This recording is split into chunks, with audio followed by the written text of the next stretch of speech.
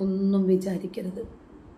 എത്ര പറയരുത് വിമർശിക്കരുത് എന്ന് വിചാരിച്ചാലും ഇതൊക്കെ കണ്ടാൽ നമ്മൾ നോർമൽ സെൻസുള്ള മനുഷ്യനല്ലേ?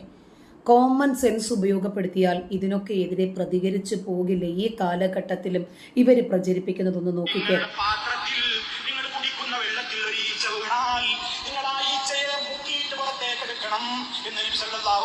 പറഞ്ഞു. എന്താണ് കാരണം? ഈച്ചയുടെ ഒരു ചിറകിൽ രോഗമുണ്ടെങ്കിൽ മറ്റേ ചിറകിൽ അതിനുള്ള ഔഷധവുമുണ്ട്. അതുകൊണ്ട് ഈച്ച ഒരു ചിറക് കുത്തിയിട്ടാണ് വെള്ളത്തിൽ വീഴുക. അതുകൊണ്ട് നീ എന്ത് ചെയ്തോ? അതിനെ മുഴുവൻ മുക്കിയിട്ട് പുറത്തേക്ക് എറിഞ്ഞോ.